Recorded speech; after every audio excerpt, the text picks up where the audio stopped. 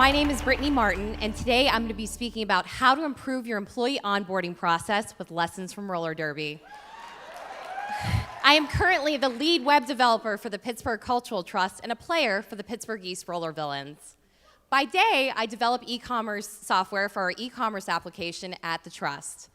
We develop features for both our patrons and the arts organizations that we support. I will admit that it took me a while to get ramped up because it is a complicated consortium. However, by night, I play roller derby as Norma Skates. My sister's been a referee for 8 years, and she encouraged me to try it. I loved it. Roller derby has turned me into a true athlete. I'd flex, but I really like this shirt.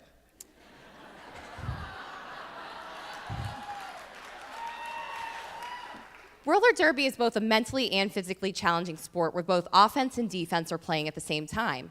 You start with a rink where each side gets one offensive player called the jammer and a pack of defensive players called blockers. The jammers take off from the starting line, and their initial goal is to get through and win lead status. Afterwards, the jammers are going to loop around the track as many times as possible, scoring points for each offensive player that they pass. Meanwhile, the blockers' goal is to keep the opposing jammer back as far as possible. As a secondary goal, they want to break out their own jammer so that they can go ahead and score points. Do note that each side of blockers has a special blocker called a pivot, and they wear a special striped hat.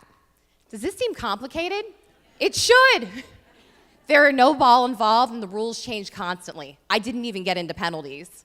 It's in the best interest of roller derby leagues to make this as accessible as possible as to not discourage new employees. So, let's step into the shoes of your new employee. Your company is just as complicated. You have secrets, tips, and acronyms. My goal is to show you some lessons from roller derby training so that you can bring that into your own company culture. Lesson 1.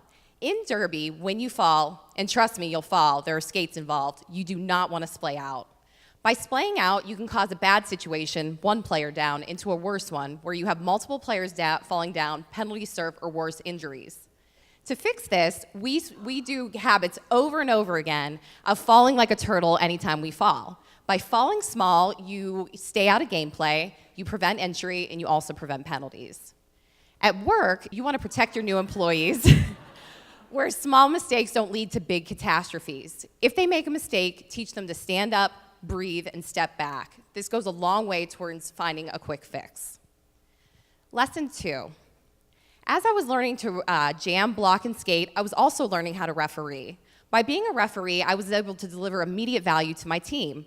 By knowing the rule set, I was able to ask the right questions and really focus in on my training. At work, you also want to encourage your new employees to ref transactions.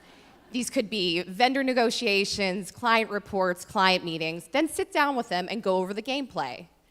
This goes a long way towards building great confidence. Lesson 3, time for the pivot to make their appearance.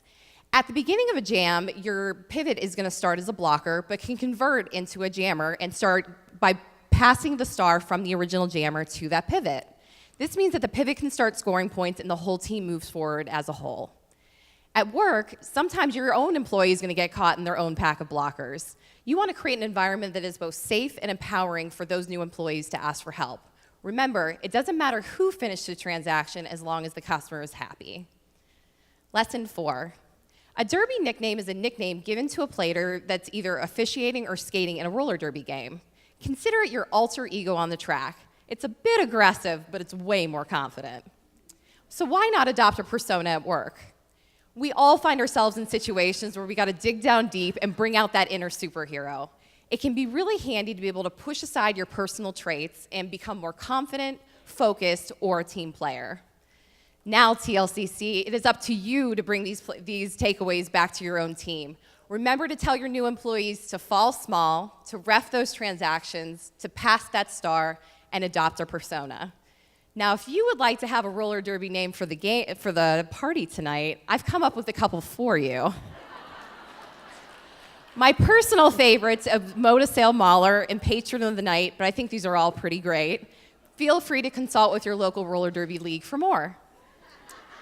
I could not have done this without the Pittsburgh Cultural Trust or the Pittsburgh East Roller Villains. A special thank you to Blues Clueless, Off Kilter, Wheelie Rider, and Black Betty Annablam. Jams on and thanks.